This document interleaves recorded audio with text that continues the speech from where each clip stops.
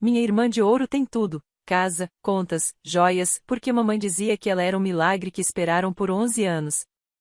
Então esse milagre vendeu a casa, despejou nossos pais, se mudou para Nova York e voltou falida.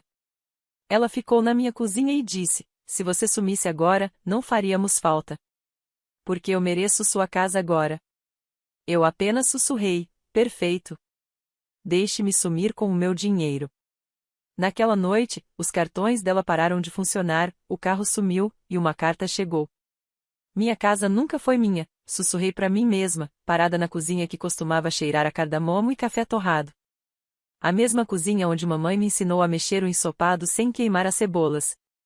A mesma onde minha irmã estava agora, descalça, arrogante e com os olhos vazios. Ela se encostou no balcão como se fosse dona do lugar. Tecnicamente, era. Você tem sorte, ela disse, tomando meu leite de amêndoas.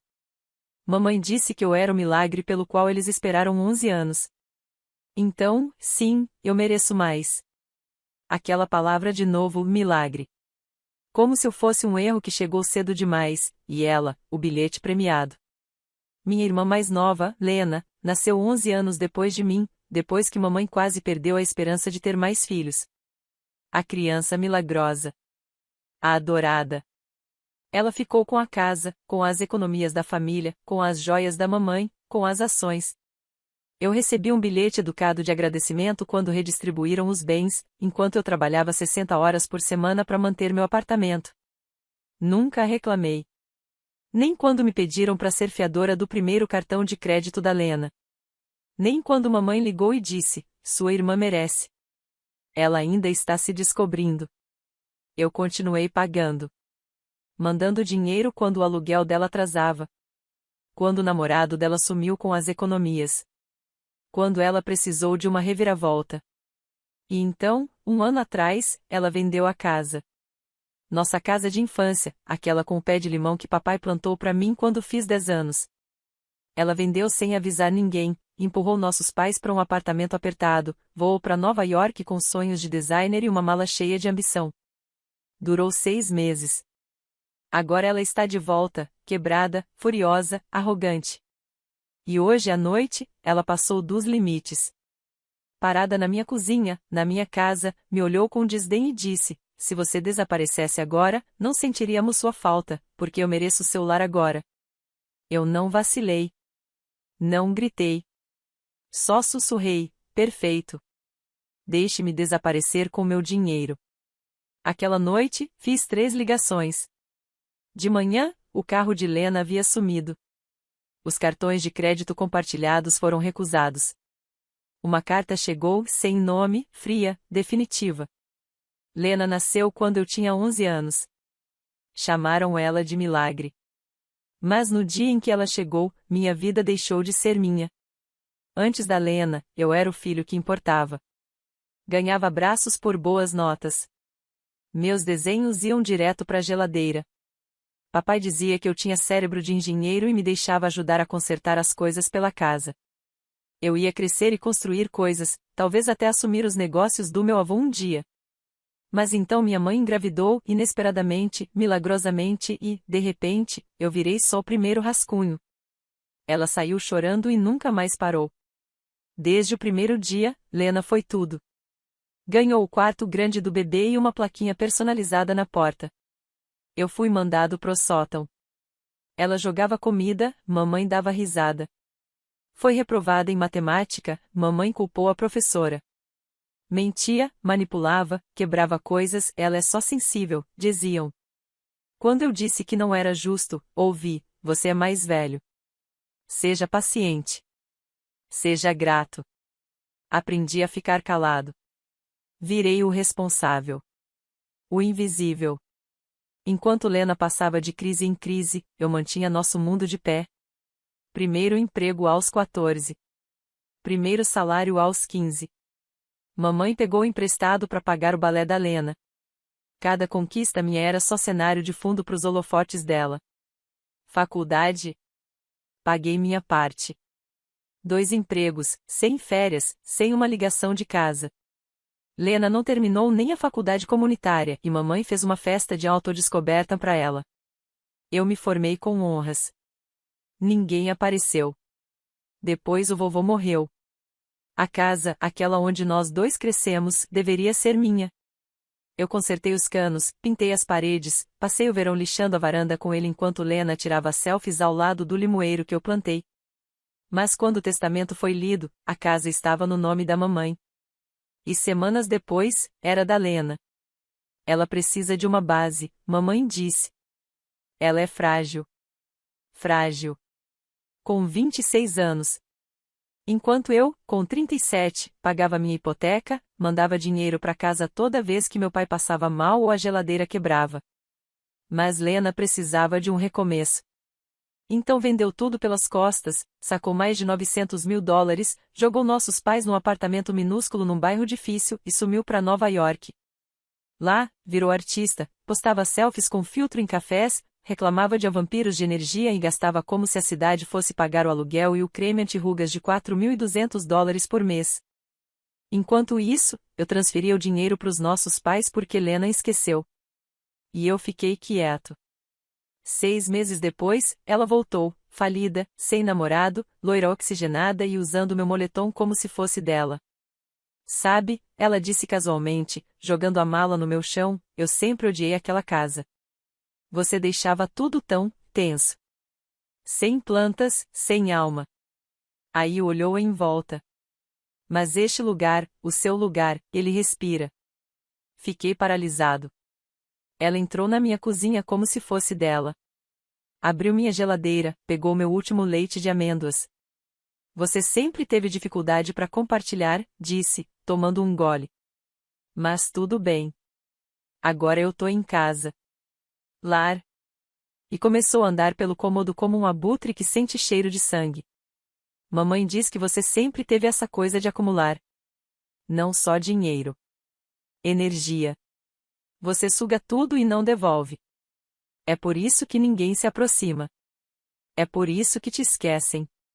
Então me olhou direto nos olhos. Eu mereço mais esta casa. Eu sou o milagre. Você é só preenchimento. Foi como ser atropelado por um caminhão a 200 por hora. Mas eu não gritei. Eu não expulsei. Eu nem pisquei. Eu apenas sussurrei, perfeito. E naquela noite, eu fiz. Fiz 3 ligações discretas. Ao amanhecer, o carro dela havia desaparecido. Os cartões de crédito foram congelados. A conta conjunta que nossos pais usavam estava vazia. E um mensageiro deixou uma carta sem identificação na nova casa da mamãe. Dentro, apenas uma linha, o milagre acabou. Cuide da sua própria bagunça. E, pela primeira vez na vida, eu me senti livre. A casa estava silenciosa quando acordei, exceto pelo som de passos inquietos no corredor. As tábuas do chão rangiam sob o peso da impaciência. Um armário bateu. Depois outro. Quando entrei na cozinha, Lena já estava em colapso. Meus cartões estão congelados, disse ela com a voz ríspida. Tentei pagar as compras no mercado e foi recusado. Achei que fosse erro. Mas aí entrei no app do banco, saldo zerado. E onde está meu carro? Ela não estava perguntando. Estava acusando. Você é ingrato, rosnou. Você me cortou. Tomei um gole do meu café, calmo como um atirador. Não. Eu finalmente tirei você de mim. As narinas dela se dilataram. Você não pode simplesmente me apagar. Eu sou sua irmã. Não, Lena, eu disse, colocando a caneca no chão com cuidado. Você é um parasita. Você acha que é melhor que eu? Ela sibilou. Sempre foi amargo porque mamãe me amava mais. Eu ri. Ela me sacrificou por você. Isso não é amor. É só culpa mal administrada. Você é nojento, ela cuspiu. Mamãe estava certa em me dar a casa. Você sempre foi o frio. O estranho. Eu trouxe alegria para eles. Você trouxe conta. Cheguei mais perto. Você vendeu a casa deles pelas costas. Jogou eles num apartamento apertado. E depois passou pela herança como se fosse sua. E agora voltou rastejando para mim, E está com raiva. Porque eu, finalmente, disse não. Família não diz não, ela gritou. É por isso que estamos quebrados. Estamos quebrados, eu disse, porque ninguém nunca traçou uma linha. A campainha tocou. Lena congelou. Mas eu já sabia. Abri a porta. Nossos pais estavam ali. Mamãe com uma sacola de compras. Papai, pálido e suando. As primeiras palavras dela, porque a farmácia disse que nossa conta foi encerrada. Dei um passo para trás, deixando-os entrar. Porque foi, eu disse. Eu parei de pagar. Mamãe piscou, confusa. Você tá nos cortando? Estou recuperando minha vida. Papai deu um passo à frente. Filho, você sempre foi o estável. Precisávamos de você. E eu precisei de vocês, eu disse, com a voz firme. Quando eu tinha 15 anos e trabalhava em 2 empregos enquanto a Lena fazia aula de piano. Quando ela bateu o terceiro carro e me culpou. Quando ela me disse para desaparecer, e vocês só assentiram. Lena estava sofrendo. Ela está sofrendo, sussurrou mamãe. Ela não quis dizer aquilo. Ela quis dizer cada palavra, respondi. E eu também. Você está abandonando sua família, disse meu pai. Por quê? Por orgulho? Pela paz, respondi. Lena cruzou os braços. Uau! Então é isso? Agora você se acha Deus? Não. Deus perdoa. Eu cansei de bancar a vítima. Abri a gaveta, tirei 3 envelopes e entreguei um a cada um deles. Aviso legal. Você foi removida das minhas contas. Olhei para Lena. O carro foi retomado. Estava no meu nome. Seus cartões de crédito foram encerrados. E o aluguel do seu apartamento, que você acha que vem pagando há 3 meses, está quitado até sexta. Depois disso, troquei as fechaduras. Mamãe me olhou, a voz trêmula. Você está falando sério? Tão sério quanto quando você me disse para não ir no Natal porque a Lena estava passando por um ano difícil. Tão sério quanto quando o papai disse, é só dinheiro, Alex. Ajude sua irmã. Papai cerrou os punhos. Você vai se arrepender disso. Não, respondi. O que eu me arrependo são os anos que não fiz isso. Lena estava tremendo. E daí? Você simplesmente nos descartou como se fossemos nada. Vocês se tornaram nada no momento em que decidiram que eu só existia quando vocês precisavam de algo. Mamãe começou a chorar. Soluços profundos, desesperados. Não temos mais ninguém. Você me quebrou tentando me vencer, eu disse. Agora é com vocês. Virei-me para Lena. Você disse que, se eu desaparecesse, ninguém sentiria minha falta. Dei um passo à frente, até ficarmos cara a cara. Pois bem. Eu desapareci. E adivinha? Eu também não sinto falta de vocês. Ela me bateu. Cambaleei um passo para trás. A sala congelou. E então eu sorri. Você só tornou isso mais fácil. Passei por ela, peguei as malas e joguei uma por uma pela porta da frente. Você tem até o pôr do sol. Você não tem coração, ela gritou, com a voz embargada. Não. Agora eu tenho um coração. E, finalmente, estou usando ele por mim. Mamãe desabou na cadeira da cozinha, chorando com o rosto nas mãos. Papai ficou parado, o rosto vazio. Você devia ser melhor que isso, disse ele. Sim, respondi. Então abri a porta. Fora. Eles saíram devagar, como se ainda esperassem que eu os chamasse de volta, que eu hesitasse, que eu perdoasse. Mas eu não hesitei. Tranquei a porta. Fiquei ali em silêncio, com a mão na maçaneta e a bochecha ainda ardendo do tapa de Lena. E então, eu ri. Alto. Livre. Real. Porque, pela primeira vez na minha vida, eu não era o figurante do drama de ninguém. Eu acendi o fósforo. E vi a ponte finalmente queimar. Fechei a porta. E queimei a estrada atrás de mim. O silêncio que veio depois não foi pacífico. Foi cirúrgico. Por 37 anos, minha vida foi um corredor apertado de culpa, obrigação e manipulação. No instante em que a porta se fechou, foi como se alguém tivesse desligado o alarme na minha cabeça. Mas aprendi que a paz não chega gentilmente. Os 3 primeiros dias foram um caos. Lena me bombardeou com mensagens, ligações, áudios, textos, e-mails, até mensagens diretas em redes que eu nem lembrava mais que existiam. O tom dela mudava a cada hora, furiosa, suplicante, vingativa, falsa, doce, e logo voltava à fúria nuclear. Aproveite seu leite de aveia enquanto pode. Eu sou sua irmã. Isso não é você. Contei pra mamãe o que você fez. Ela está arrasada. Isso é uma crise de saúde mental e você me abandona? Depois vieram as ligações de números desconhecidos. E então, parentes que eu não via nem ouvia fazia anos. Mensagens de fim do mundo em Detroit. Como você teve coragem de virar as costas pros seus pais? Sua mãe chorou até dormir. Até meu primo Nathan, aquele que me pediu $5.000 e depois me ignorou por 3 anos, mandou mensagem. Cara, você sempre pareceu equilibrado. O que tá pegando? Minha resposta foi a mesma para todos eles. Perguntem pra Lena onde foi parar o dinheiro. Silêncio total depois disso. Nenhuma palavra. Nenhuma resposta. No 5º dia, minha mãe apareceu sozinha na minha porta. Sem lágrimas. Olhos frios, duros. E um pote de tupperware nas mãos. A versão dela de um gesto de paz. Fiz sua sopa favorita, ela disse. Foi a Lena que mandou você vir? Perguntei. Ela está na casa de uma amiga, respondeu.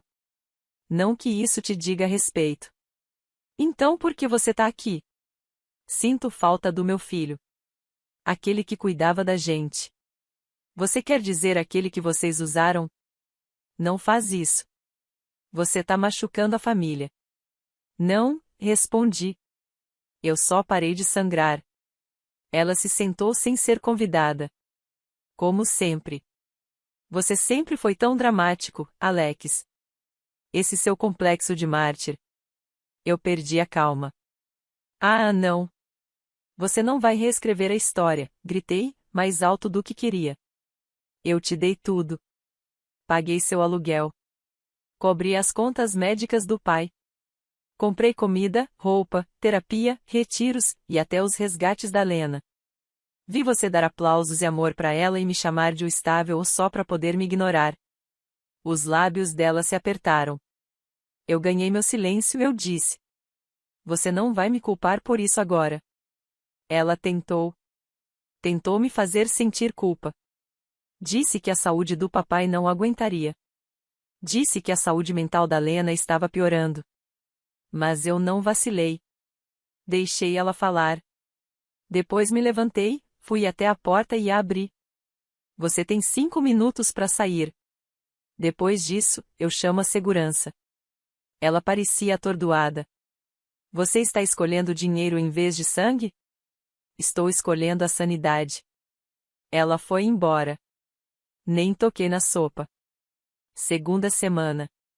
Tudo estava quieto. Silencioso demais, como o tipo de silêncio que parece errado.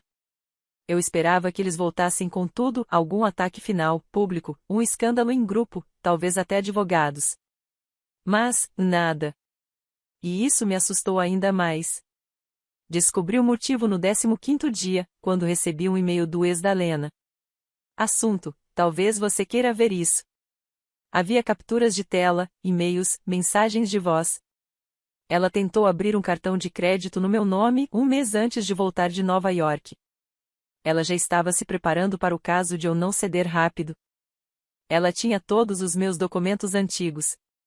Sabia minhas senhas. Costumava cuidar da minha correspondência quando eu viajava. Eu confiei nela. Deixei muitas portas abertas. Naquele dia, liguei para o meu advogado. Disparamos alertas de fraude. Instalei câmeras. Troquei todas as senhas. Encerrei qualquer laço restante com aquela família até a conta secreta de emergência que eu havia criado para ajudar, anos atrás. perdida. Sem mais paraquedas. Na terceira semana, algo dentro de mim finalmente fez sentido. Parei de me desculpar mentalmente. Parei de fantasiar com aquela reunião perfeita onde eles finalmente me entenderiam. Porque eu entendi. Eu entendi que eles nunca me amaram de verdade. Eles amavam o que eu fazia por eles. E agora que eu não tinha mais nada para dar, eles também não tinham mais nada a dizer. Na quarta semana, algo estranho aconteceu. Eu comecei a viver. Viver de verdade. Acordei e não corri pro celular procurando por desastres financeiros. Tomei meu café no pátio, sem planejar quem ia me pedir dinheiro esse mês. Fui a uma livraria, a primeira vez em anos. Comprei um romance que eu realmente queria ler. Dei risada no almoço com colegas de trabalho. Me matriculei numa academia. Apaguei o número da Lena. Depois o da mamãe. Depois o do papai. E, a cada um, meu peito ficava mais leve. Na sexta semana, recebi uma carta. Sem remetente. Só uma única frase escrita à mão. Você sempre será o vilão da nossa história. Emoldurei e pendurei no corredor. Não como lembrança de dor, mas como símbolo de liberdade. Porque eu prefiro ser o vilão da história deles do que o capacho da minha. Nunca mais falei com eles. Nem nos meses seguintes. Nem depois da tentativa de fraude. Nem depois das cartas cheias de culpa. Nem depois das falsas emergências de saúde ou das chamadas acidentais às 2 da manhã. Acabou. O homem que eles usaram, aquele que sempre dizia sim, ele não mora mais aqui. As primeiras semanas foram como uma desintoxicação. Eu não tinha percebido quanto minha mente estava viciada em checar a luz, em me preocupar, em planejar, em pagar por tudo. Alguns dias eu acordava em pânico, achando que tinha esquecido de pagar a receita do meu pai, a terapia da Lena ou a conta de luz de um apartamento que nem era meu. Aí eu lembrava. Nada disso é mais problema meu. E essa clareza era como oxigênio entrando em pulmões que não respiravam de verdade desde os meus 11 anos. Parei de pedir desculpas por dizer a não. Parei de me encolher sempre que o telefone tocava. Parei de ouvir as vozes deles dentro da minha cabeça toda vez que tomava uma decisão. Comecei a comer melhor. A dormir mais. A tirar fins de semana de verdade, sem planilhas, sem orçamento de crise, sem antecipar tragédias que nem eram minhas. Comecei a aprender a ficar quieto por dentro. Mas o silêncio não durou. Porque um dia, tudo voltou. Só que, dessa vez, eu estava pronto. Era uma quinta-feira. O sol brilhava. Um raro dia de folga. Eu estava no meio de um livro bom demais para largar, quando recebi uma mensagem do vizinho. Tem umas pessoas batendo na sua porta. Quer que eu ligue para alguém? Saí. E lá estavam eles. Mamãe, papai e Lena. Parados na minha varanda. Eles pareciam fantasmas. Não exatamente mais velhos. Só, vazios. Como se o combustível tivesse acabado. Como se as mentiras, finalmente, tivessem perdido a força. E agora, tudo que sobrava era a verdade que nunca quiseram encarar. Ele não vai voltar. Eu não abri a porta. Fiquei apenas olhando através do vidro. Mamãe mexeu os lábios. Lena também. Papai olhava para o chão, talvez por vergonha, talvez só para não me encarar. Eu não ouvi o que disseram. Não precisei. Eu sabia por que estavam ali. Não era para pedir desculpas. Nem para consertar nada. Eles vieram porque o circo fechou. E o único palhaço que pagava as contas finalmente saiu da tenda. Então levantei minha mão. 2 palavras, sem som. Não. Eles ficaram mais 1 minuto, depois foram embora. E quando o carro deles sumiu no fim da rua, algo dentro de mim clareou. Eles não me assustavam mais. Nem a manipulação. Nem a culpa. Nem o silêncio. Nem a narrativa que sempre usaram para me manter no lugar. Tudo isso, impotente. Sem força. Sem poder. E as semanas continuaram passando. Meses depois, as pessoas começaram a perguntar: Você não sente falta deles? E eu respondo com a verdade. Sinto falta da versão deles que eu imaginei. Da versão que criei na minha cabeça para sobreviver à realidade que, no fundo, eu sempre soube que existia. Porque a versão real me ensinou que amor tem preço. Que afeto vem com condições. Que dinheiro compra lealdade. Que silêncio é o preço da sobrevivência. Mas eu não estou mais sobrevivendo. Agora, eu vivo. Uma noite, o ex da Lena mandou outra mensagem. Adivinha quem pensou na sua última bolsa? Ela tá dormindo em sofás. Fiquei olhando para a tela por um momento. Depois apaguei a mensagem. Não por raiva. Mas porque, sinceramente, eu não me importava mais. Eu não desejei o mal dela. Só parei de carregar a dor dela. Um ano depois de cortar os laços, me vi de volta em frente à mesma casa que eles tentaram arrancar de mim. Mesma cozinha. Mesmo limoeiro do lado de fora da janela. Mas tudo dentro de mim tinha mudado. Eu não era mais um fantasma andando entre as lembranças. Eu estava curado. Não perfeito. Não completo. Mas livre. Ganhei um novo telefone. Novo número. Novas fechaduras. Novos amigos. Pessoas que me viam como eu sou. Não como um bolso ambulante. Não como um forte. Não como o coadjuvante da fábula de outra pessoa. Apenas eu. O homem que queimou o mito familiar e emergiu das cinzas mais forte. O homem que parou de sangrar só para provar que estava vivo. O homem que, enfim, aprendeu. Às vezes, o ato mais amoroso que você pode fazer é ir embora. E nunca olhar para trás. Nota final. Se você está lendo isso, e é aquela pessoa que sempre diz sim, mesmo quando isso te parte em pedaços. Se você foi ensinado a medir seu valor pelo que oferece aos outros, então, que isso aqui sirva como sua permissão. Você não deve sua destruição a ninguém. Nem mesmo à sua família. Principalmente à família. Às vezes, partir não é traição. Às vezes, é a única forma de voltar para casa. Para dentro de si. E quando alguém disser: Você mudou. Você sorri e responde: Eu precisava.